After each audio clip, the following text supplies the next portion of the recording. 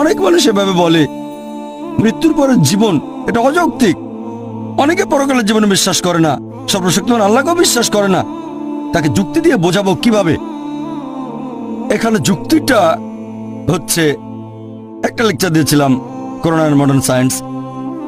সেখানে বলেছিলাম পবিত্র কোরআনে ৬,০০০-এর বেশি আয়াত আছে, আর তার মধ্যে প্রায় ১,০০০ খানেক আয়াত বলছে বিজ্ঞান সম্পর্কে। আর যেসব আয়াতগুলো বিজ্ঞান সম্পর্কে বলছে, আনুমানিকভাবে তার মধ্যে ৮০% আয়াত এখনকার বিজ্ঞান আমাদের বলছে এগুলো ১০০% সঠিক। বাকি ২০% আয়াত সম্পর্কে এখনো জানতে পারিনি। তার মধ্যে একটা হচ্ছে পরকালের জীবন। বিজ্ঞান এখনো এতটা উন্নত হয়নি যে পরকালের জীবনকে প্রমাণ করে দেখাবে।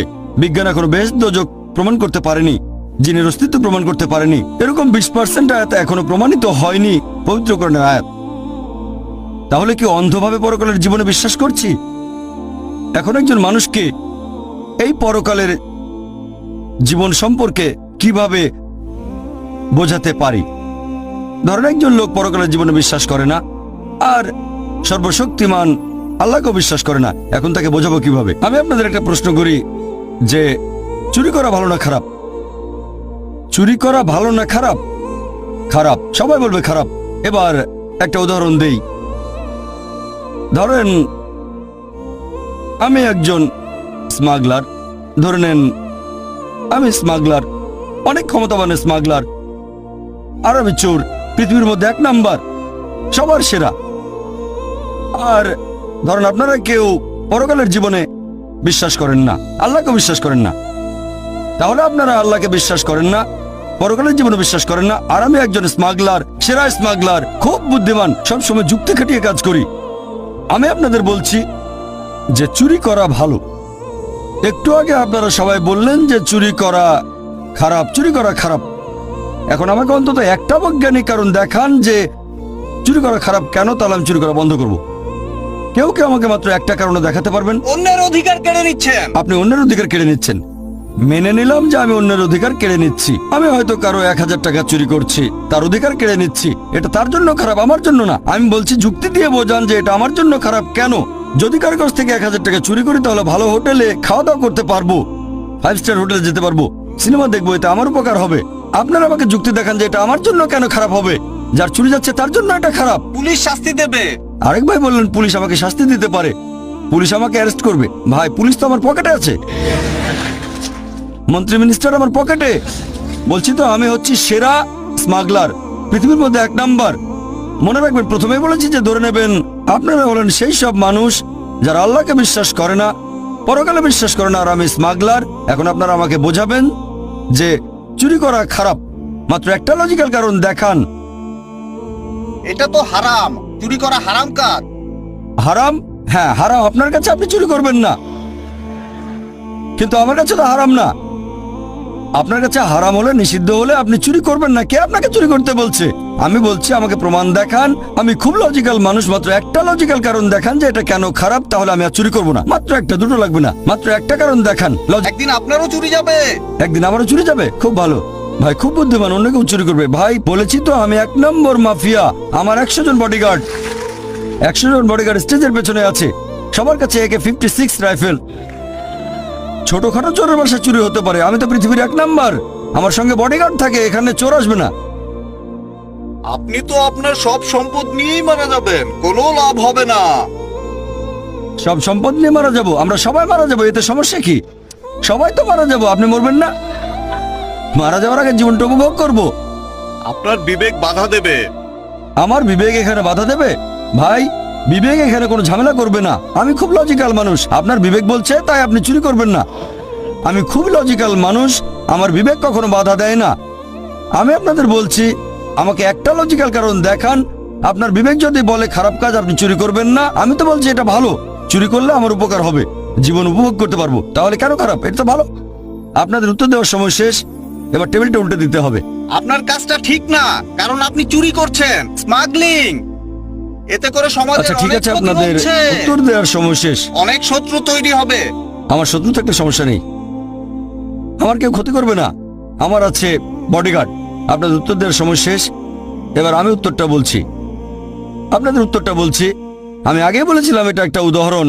ধরেন একজন লোক আপনার কাছে এসে জিজ্ঞেস করলো যে কিভাবে প্রমাণ করবেন ইসলামিক শরিয়া নিখুঁত? এই প্রশ্নটা যদি করা হয় তাহলে এবার টেবিলটা উল্টে দেন।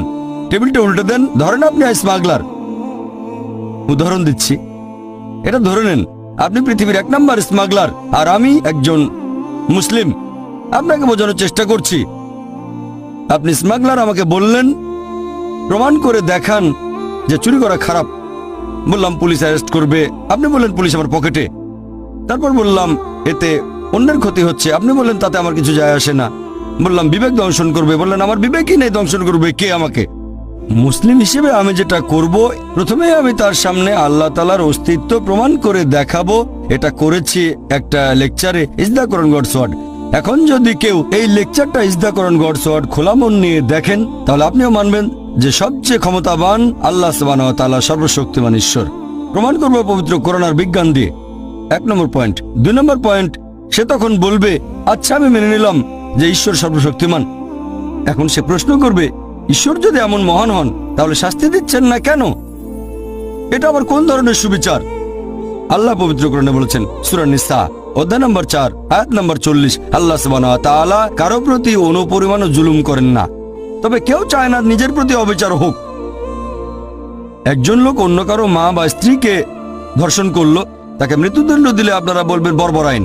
অবিচার যদি হয় আপনার সাথে, তখন বুঝতে পারবেন যে সুবিচার করতে হবে। সবাই এখানে একমত হবেন যে অবশ্যই সুবিচার করতে হবে।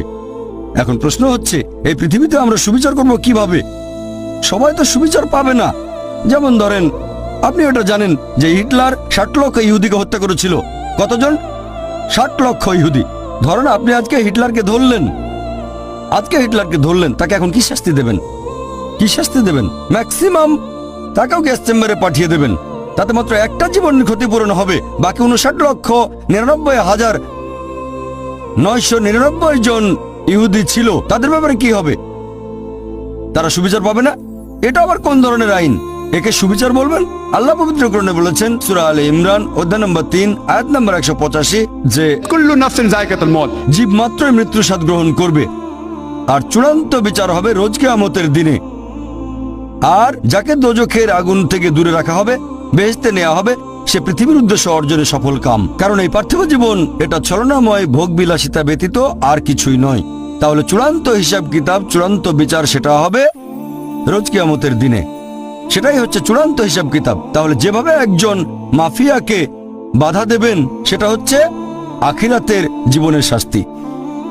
এটা দিয়ে ইসলামিক শরিয়া সম্পূর্ণ হয়। আর আল্লাহ সুবহানাহু ওয়া তাআলা যদি আখিরাতে হিটলারকে শাস্তি দিতে চান, আল্লাহ পবিত্র কোরআনে বলেছেন সূরা নিসা অধ্যায় নম্বর 4 আয়াত নম্বর 56, যারা আমার আয়াত প্রত্যাখ্যান করে তাদের দোজখের আগুনে দগ্ধ করব। আর তাদের চামড়া যখন পুরোপুরি দগ্ধ হয়ে যাবে, সেখানে নতুন চামড়া দেওয়া হবে যাতে তারা ব্যথা অনুভব করতে পারে। এখনকার বিজ্ঞান জানতে পেরেছে আমাদের চামড়ার নিচে পেইন রিসেপ্টর থাকে। তাহলে আল্লাহ সুবহানাহু ওয়া তাআলা যদি হিটলারকে পোড়াতে চান 60 লক্ষ বার, তিনি তা পারেন। 1 কোটি 20 লক্ষ বার করতে পারেন। তাহলে চূড়ান্ত শরিয়া আর ইসলামিক আইন তখনই বুঝতে পারবেন যদি বিশ্বাস করেন আখিরাতে। যদি আখিরাতে বিশ্বাস না করেন তাহলে চুরি করাকে খারাপ বলবেন না, ধর্ষণকে খারাপ বলবেন না, এই সব কিছুকে তখনই খারাপ বলতে পারবেন যদি পরকালের জীবন থাকে। তাহলে এই হলো পরিপূর্ণ শরিয়া। আমি একটা উদাহরণের কথা বলে আমার লেকচার শেষ করব। যখনই আপনি শরিয়াকে বিচার করতে যাবেন, বিশুদ্ধ উৎস দিয়ে বিচার করবেন, মানে পবিত্র কোরআন আর আমাদের নবীর সুন্নত অর্থাৎ সহিহ হাদিস। এখানে একজন মুসলিমের কাজ বা মুসলিম সমাজের কাজ দেখব না। আমি জানি প্রত্যেক সম্প্রদায়ের ভেতরেই কিছু কুলাঙ্গার থাকে। কিছু লোক নিজেদের মুসলিম বলে কিন্তু শরিয়া মেনে চলে না। ইসলাম বলছে মদ পান করো না, মাদকদ্রব্য নিও না। এরকম অনেক মুসলিম আছে যারা এসব কাজে অমুসলিমদের চেয়েও পাকা। আমি এটা জানি। এরা হচ্ছে কুলাঙ্গার। প্রত্যেক সম্প্রদায়ে কিছু কুলাঙ্গার থাকে। মিডিয়া এদেরকে এমন ভাবে তুলে ধরো যেন এরাই আদর্শ মুসলিম। গতকাল একটা উদাহরণ দিয়েছিলাম, যদি একটা গাড়িকে যাচাই করতে চান আর ড্রাইভার যদি ভালো চালাতে না জানে, হুইলের পেছনে কাঁপাকাঁপি করতে করতে অ্যাক্সিডেন্ট করে বসলো, কাকে দোষ দেবেন? ড্রাইভারকে না গাড়িকে? ড্রাইভারকে। তাই মুসলিমদের দেখে ইসলাম ধর্মকে বিচার করবেন না, ইসলামকে বিচার করবেন কোরআন এবং হাদিস দিয়ে। আরেকটা গাড়ি যাচাই করতে গেলে হুইলের পেছনে আপনি এমন কাউকে বসাবেন যে খুব ভালো ড্রাইভার। তাহলে একজন মানুষের কাজ দেখে ইসলাম ধর্মকে যাচাই করতে চাইলে সবচেয়ে সেরা দৃষ্টান্ত সর্বশেষ চূড়ান্ত নবী মুহাম্মদ সাল্লাল্লাহু আলাইহি ওয়াসাল্লাম। ওয়া আখিরু দাওয়ানা আলহামদুলিল্লাহি রাব্বিল আলামিন।